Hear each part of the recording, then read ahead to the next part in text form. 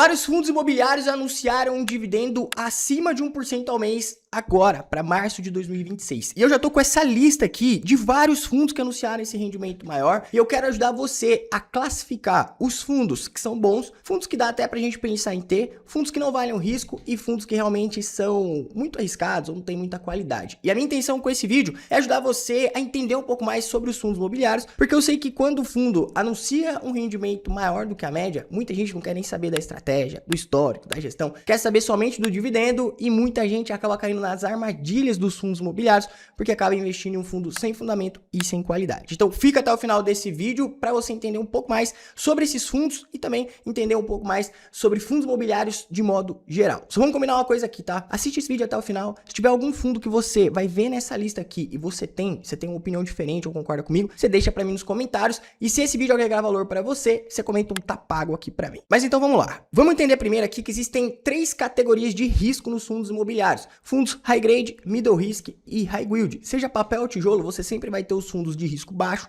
médio e alto. Fundos high grade são fundos de alta qualidade. Se for um fundo de tijolo, fundos que têm bons imóveis, bons inquilinos, alta qualidade. Qual que é o ponto dos fundos de alta qualidade? Eles trazem mais segurança, mas geralmente o rendimento é um pouco mais baixo. A gente pega fundos como, por exemplo, aí, HGLG11, BTLG11, são fundos que têm muita qualidade e o rendimento às vezes é um pouco mais baixo do que a maioria dos mercados. Você pega um fundo de papel também que tem alta qualidade, geralmente o rendimento é um pouquinho mais baixo. Fundos middle risk, qualidade média, você tem risco médio e aluguel médio. Fundos high yield, baixa qualidade, mas você tem um risco mais alto e aluguel mais alto. Então, o que você pode fazer? Você pode mesclar dentro da sua carteira fundos high grade, middle risk e high yield, só que você tem que ser bom em fazer essa estratégia rodar, porque senão você pode acabar dando um risco muito mais alto para sua carteira, aí sua carteira fica pipocando os rendimentos, um mês paga muito, outro mês paga pouco, você não dorme tranquilo porque você não tem uma estratégia. Você tem que ser bom em mesclar os seus fundos imobiliários, seja eles high grade, middle risk ou high yield, para você ter um bom rendimento e também ter uma boa segurança ali dentro dos seus investimentos. Passando aqui para nossa lista,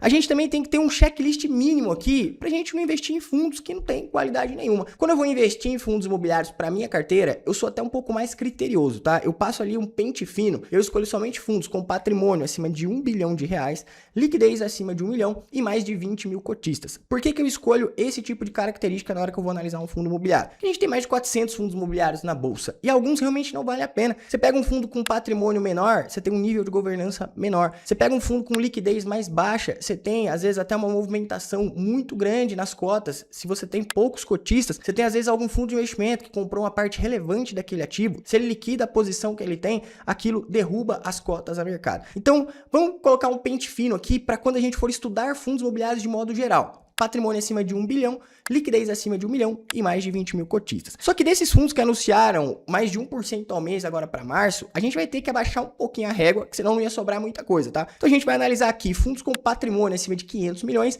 liquidez acima de 500 mil e 20 mil cotistas no mínimo. Então a gente já vai passar um pente fino aqui, vocês vão ver que vários já vão entrar aqui na zona de rebaixamento, como por exemplo aqui, né? Se a gente pega o HSAF 11, é um FOF, tem 225 milhões de patrimônio e um pouco mais de 1 milhão aqui de liquidez diária. Então, ele não está nem perto ali dos 500 milhões, né? Na minha opinião, não vale o risco. A gente pega aqui o ARRI, tem 173 milhões de patrimônio, 250 mil de liquidez diária. Ou seja, esse aqui eu jamais teria na carteira, não perco nem tempo analisando, tá? Eu coloco ele aqui na zona de rebaixamento. Kivo 11, patrimônio de 190 milhões, 370 mil cotistas, ou seja, muito ruim também, porque se você tem, por exemplo, 500 mil reais em cotas desse fundo, você não consegue nem negociar muito ele a mercado, porque a liquidez dele é muito baixa, então para mim não vale a pena. VCRI, 195 milhões de patrimônio, 288 mil de liquidez, também na zona de rebaixamento. VGRI já é um fundo que começou faz pouco tempo, é um fundo híbrido ali da Valor, 306 milhões de patrimônio e tá beirando aqui os 900 mil de liquidez diária. Na minha opinião, por conceitos particulares, tá? Eu coloco o VGRI aqui também na zona de rebaixamento. CYCR, 350 milhões de patrimônio, 800 mil de liquidez. Na minha opinião, não vale o risco. ZAV 11, 160 milhões de patrimônio, também não gosto.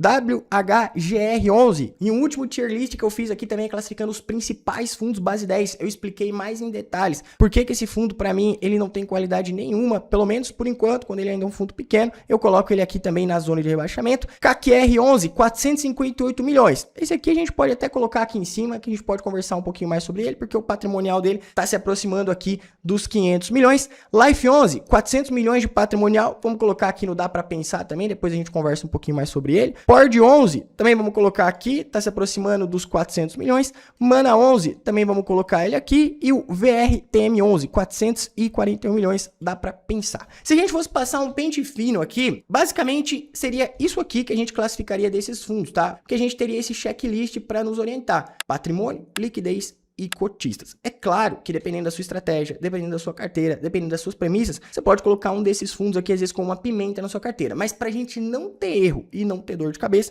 na minha opinião, essa aqui seria uma boa classificação. E tem até alguns aqui do Dá Pra Pensar que a gente rebaixaria eles na posição aqui também, tá? Agora, falando dos fundos maiores, os fundos que já entram nessa categoria do filtro que a gente fez. Vamos começar aqui pelo Rura11, que é um fiagro que rapidamente se tornou aí um dos principais fiagros do mercado, né? O Rura11, ele anunciou 1,30 no último rendimento, tem um patrimônio de 1,65 bilhão, liquidez se aproximando de 3 milhões e quase 100 mil cotistas aqui, né? Falta pouco menos de 10 mil para alcançar a marca de 100 mil cotistas. Quem faz a gestão é a Itaú Asset e basicamente ele é um fundo que investe no agronegócio através dos CRAs e ele tem uma carteira balanceada ali entre CDI e IPCA. Então, na minha opinião, o Rura11 ele fica aqui entre uma categoria de fundos bons. A gente pode até comparar ele com outros fundos, né? Se a gente vem aqui e compara o Rura11 com outros fiagros da mesma prateleira, vamos colocar aqui, por exemplo, né, ó, o Sneg11, que também é um fundo aí muito popular, não é tão grande quanto o patrimônio, mas é um fundo muito popular. A gente pode pegar aqui o VGIA11 e vamos pegar um aqui também, o RZTR11, que não é exatamente um fiagro, mas a gente pode colocar, pra gente colocar na balança aqui para ver como que tá o desempenho. Nos últimos 2 anos, a gente nota que o Rura11, ele entregou aqui 20,50, enquanto o VGIA11 entregou 65, o Sneg11 38, o RZTR11 28, então ele ficou em último lugar. Nos últimos 5 anos, ele entregou 51, frente 53 do RZTR11, frente 77, frente 69 do Sneg11. Então, se a gente fosse comparar o Rura11 com outros ativos, nessa questão de performance aqui, ele não está performando melhor do que os outros pares. Vamos ver aqui nos indicadores. Hoje ele está com um VP de 0,89, entregou quase 14% nos últimos 12 meses, uma média aí nos últimos anos de 12,43, e tem aqueles indicadores que a gente acabou de comentar ali, cobra uma taxa de 1%. Então assim, ó, vamos ser bem realista aqui, tá? Eu sei que tem muita gente que puxa a sardinha aqui pro Rura11, principalmente por conta da Itaú Asset. Ele é um fundo bom? É. Dá pra pensar em ter ele? Dá. Ele, pra mim, fica nessas duas categorias aqui, tá? A gente poderia ter uma outra categoria aqui de fundos muito bons. Eu não vou colocar o Rura11 aqui como muito bom, vou colocar ele aqui como bom. A gente pode até analisar esse fundo aqui em outras lives ou até em próximos vídeos, mas pra gente também não ser tão criterioso assim e às vezes acabar detonando o fundo aqui, vou colocar ele como um fundo bom, mas vale a pena o seu estudo aí pra você entender um pouco mais sobre ele. Um outro fundo aqui que a gente também pode categorizar ele como um fundo bom é o KNHF da Kinea. A Kinea é uma das melhores gestoras do país, né? E esse fundo, ele é um fundo middle risk da Kinea, que é estruturado e bem diversificado. Ele começou ali por volta de 2020, tem uma estratégia ali de ativos imobiliários alvo, mescla os CRIs high grade, middle risk, investe principalmente ali nos CRIs, né? Vamos colocar ele aqui pra gente dar uma olhada. Eu achei até curioso, cara, que a gente pega aqui, né? Ele é o hedge fund da Kinea. E ele pagou aqui, ele anunciou, na verdade, 1,03 nesse último rendimento. E se a gente pega o high yield da Kinea, vamos ver quanto que eles anunciaram. Eu acho que esse fundo anunciou até um pouco mais do que ele, né? Ele anunciou aqui 0,90. Ou seja, ele vai distribuir um rendimento maior até do que o fundo high yield da própria gestão. Quando a gente pega aqui os indicadores, uma liquidez muito alta, né? Ele ainda tá com desconto aqui em relação ao VP. A média dos últimos 12 meses tá em 12,16. Vamos ver como que ele ficou aqui nos últimos 12 meses, só para ver se a cota subiu demais também. Então aqui, ó, nos últimos 6 meses subiu 9,35. No ano aqui, colocando os últimos 12 meses, subiu quase 19%. Então, por isso que a cotação tá um pouquinho mais baixa. Quando a gente pega a média dos dividendos nos últimos 5 anos, ficou em 9,59. Na minha opinião, isso aqui poderia estar bem melhor, principalmente por ser um fundo de risco médio aqui, tá? Um hedge fund. Mas nos últimos 12 meses entregou aí os 12,16, principalmente porque a cota subiu bastante. A gente vai fazer uma comparação rápida aqui dele também com outros da prateleira. Vamos pegar ele aqui então. Vamos colocar aqui o BTCI11, que é um outro fundo de risco médio. Vamos colocar aqui também o VGIR11, que é um outro fundo de risco médio. E vamos comparar aqui só para a gente tentar entender como que ele está em relação aos outros pares. Então, nos últimos 2 anos, a gente nota que o VGIR entregou 34, BTCI11 16 e ele 22. Então, ele ficou em segundo lugar. E nos últimos 5 anos, o VGIR entregou um pouco mais, o BTCI 11 35,81, o KNHF 28,03. Ou seja, ele teve um desempenho bacana, mas também não foi assim muito relevante, né? Mas ele fica aqui na categoria de fundos bons também. Outro fundo da Kinea, o KNUQ ou o KNUC 11, é um fundo de papel também, anunciou 1,04, tem um patrimonial aí de 2 bilhões, mais de 5 milhões de liquidez e está se aproximando aqui dos 50 mil cotistas. Ele também é um fundo que muita gente não conhecia ele, né? Ele é um fundo recente também, começou ele por volta de 2021, é um fundo CDI que a Kinea classifica aqui como High Yield CDI, porém não está entregando um rendimento assim tão alto, né? Tanto que pagou aqui os seus 1,05, é um rendimento bacana, mas está mesclando bastante aqui o rendimento, né? A gente nota que entregou aqui 1,011, 1,11, 1,28, 1,23, agora caiu aqui para 1,04. A gente também tem as questões aqui, que em fevereiro tem menos dias úteis e tudo mais. Isso aí acaba penalizando um pouco mais a questão da carteira de crédito, tanto que vocês podem ver aí que vários outros fundos também pagaram um rendimento menor, mesmo sendo fundos de papel. Então isso aqui está dentro da média. Nos últimos 5 anos entregou 11,17 e agora pagou aqui 1,10, referente aí à cota de 1,04. Hoje está com o ágio, né? 3% mais caro aqui que o mercado, mas tem uma boa liquidez e tem 2 bilhões de patrimônio. Na minha opinião, acho que não tem tantos cotistas assim, porque realmente o mercado correu para ele, mais por conta do CDI, mas é um fundo novo. A maioria das pessoas que investem em fundos imobiliários atrás do CDI estão mais de olho ali no KNCR11, o VGIR também ali da Valora. Acredito que esse fundo aqui ele acabou ficando muito mais caro antes da hora, é por isso que o pessoal acabou não comprando. Na nossa lista, ele também entra aqui como um fundo bom. Na minha opinião, não é um fundo muito bom também, porque tem outros fundos de papel, principalmente atrás ao CDI, que na minha opinião, eles são melhores. E até se a gente for comparar, vamos comparar aqui pra gente tirar essa dúvida, se a gente comparar ele com o próprio KNCR11 e até o VGIR da Valora, vamos ver como que foi o desempenho desses fundos nos últimos anos. Nos últimos 2 anos, olha, andaram bem em linha aqui, né? O KNUQ 33, o KNCR 33 e o VGIR 34. Então, ele ficou ali em terceiro lugar também, mas bem próximo do KNCR 11. Nos últimos 5 anos, ele entregou 42, o KNCR 43 e o VGIR 41. Então, entregaram um rendimento aí bem próximo um do outro, né? Aqui ele ficou em segundo lugar, somente atrás do KNCR 11. Então, sim, é um fundo bom que vale o seu estudo aí, mas no momento está um pouco mais caro, né? Outro fundo que também anunciou um rendimento interessante, o MFI 11, que junto com o Tegar 11 ali são 2 fundos de desenvolvimento que o pessoal sempre está de olho, né? Ele anunciou 1,34 agora para março, tem um patrimonial de 660 milhões, liquidez de 1,8 milhões, se aproximando aí de 2 milhões, tem mais de 116 mil cotistas. Ele já é um fundo que ele tem um risco um pouco mais alto, né? Desenvolvimento sofre muito com a taxa Selic mais alta. É um fundo também que você tem sempre que estar de olho ali, porque dependendo do giro de capital que o fundo faz, se ele faz um investimento alto e não consegue vender, o fundo pode acabar diminuindo o seu rendimento. É por isso que o mercado precifica ele assim tão baixo no VP, né? 0,79, então tá com um bom desconto no mercado, mesmo pagando quase 17%. Eu coloquei ali na nossa tabela que ele tem 116 mil cotistas, mas a informação tá errada, tá? Então ele tem 32 mil cotistas, ou seja, ele mesmo sendo um fundo mais antigo aí na bolsa, ele começou lá em 2012, ele ainda não atingiu um pico de bons cotistas, mesmo ele tendo aí um bom rendimento. O patrimonial dele também fica abaixo de 1 bilhão. Eu particularmente gosto mais do Tegar 11, porque o Tegar é um fundo maior, tem um desenvolvimento maior também, ele cobra uma taxa menor, né? No caso aqui, o MFI, ele cobra 2% de taxa ao ano. Se eu não me engano, o Tegar deve cobrar 1,50. Se a gente pega nos últimos anos, ele tem uma média de rendimento de 13,80, então ele entrega um rendimento maior aí por correr um pouco mais de risco também. Nos últimos 5 anos ele vem pagando constantemente aí os rendimentos. Vamos fazer uma comparação rápida entre ele aqui e o Tegar para ver como que anda esses 2 fundos. Então a gente tem o Tegar, que é de desenvolvimento, a gente tem o MFI e vamos ver como que tá o desempenho deles aí nos 2 últimos anos. A gente pega o desempenho, o Tegar tá menos 17,58 porque a cota caiu demais também, né? Mas ele tá em 0,89. Se a gente pega aqui nos últimos 5 anos, o Tegar 7,92, ele 22,38. Em relação aos indicadores, o Tegar hoje tá com o VP mais descontado, até porque eu até fiz um vídeo recentemente comentando, né? Eles estavam pagando ali R$1, eles anunciaram 70 centavos, por isso a cota desabou, até por isso que a gente tem um rendimento negativo. A média dos dividendos, o MFI entregou mais do que o Tegar e a média dos 5 anos também. O número de cotistas, liquidez diária, patrimonial e também a taxa de administração, o Tegar fica na frente, também tem mais operações rodando. Então, é um fundo aqui que a gente pode comentar, tá? É um fundo bom?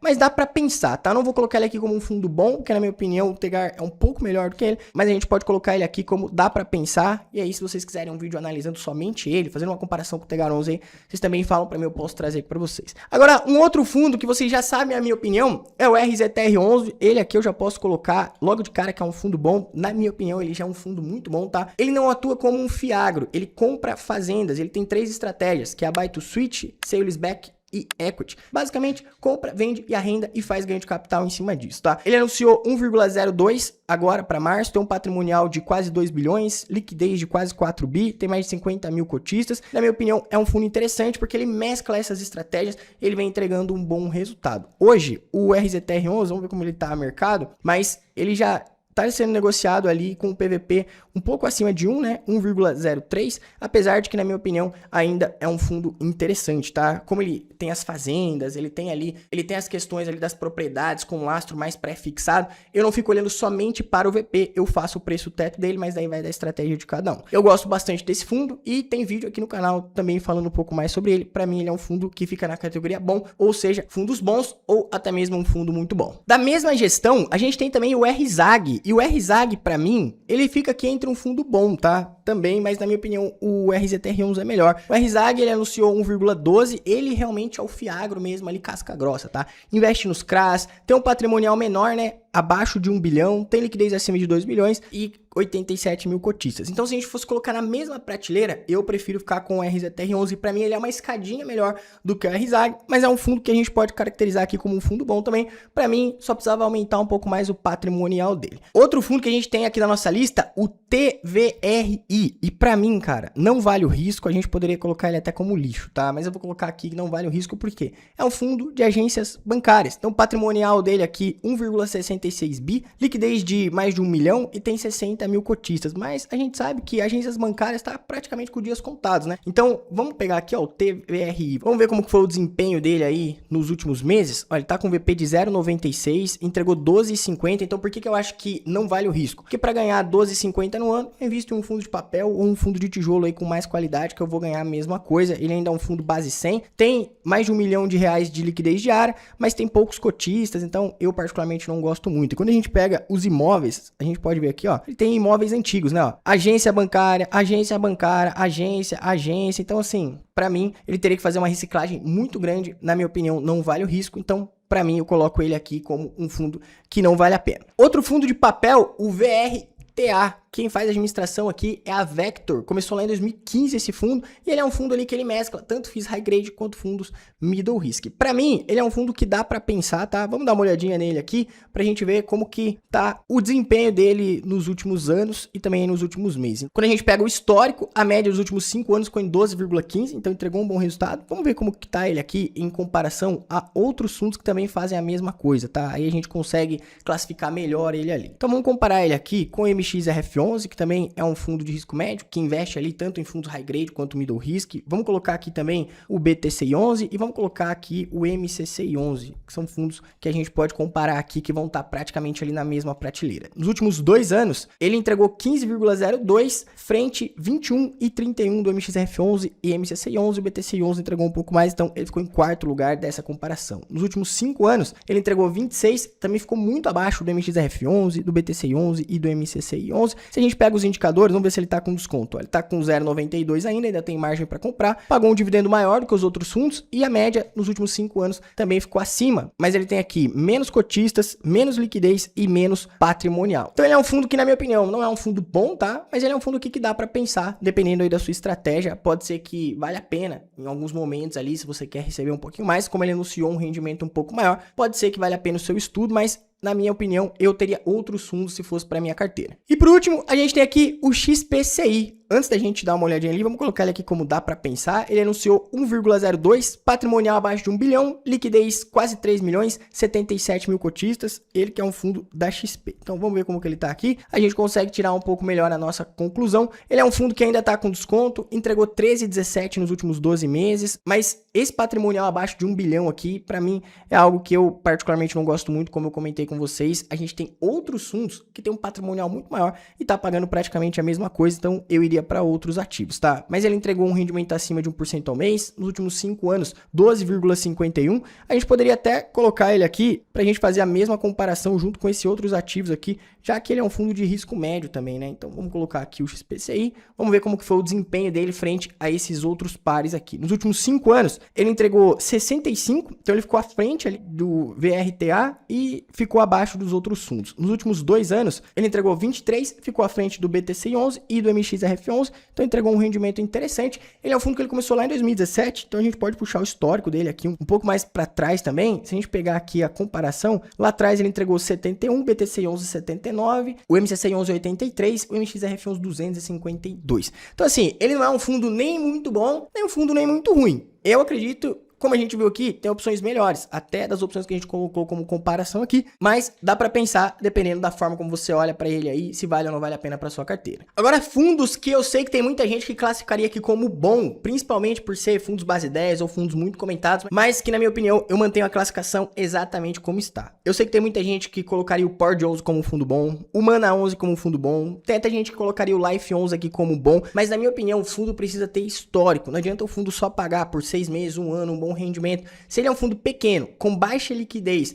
e às vezes não tem tanto giro assim no mercado, eu prefiro deixar um pouco de lado, prefiro deixar o fundo amadurecer um pouco mais, para daí sim eu resolver colocar na minha carteira, até porque eu não fico comprando e vendendo fundos toda hora. Eu quero colocar um ativo ali que eu sei o papel dele dentro da minha carteira, sei o que eu posso esperar dele e não fico pensando em comprar e vender somente para fazer ganho de capital. Mas aí, chegamos a uma conclusão? Estamos de acordo com essa tabela? Você concorda comigo? Discorda de alguns pontos? Deixa para mim aqui nos comentários. Lembrando que se você quer se aprofundar mais em fundos imobiliários, eu te convido a conhecer o Renda com FI, que é onde eu sou muito mais imersivo na parte de fundos imobiliários, FIAGROS, FIINFRAS, e lá eu mostro a estratégia para você que eu utilizo, já ensinei para mais de 1.500 investidores, para você aumentar sua renda mensal e investir com estratégia em fundos imobiliários. O QR Code está na tela e o link está aqui na descrição. Se você gostou desse vídeo, não esquece de deixar o curtir e se inscrever no canal. Te vejo no próximo vídeo.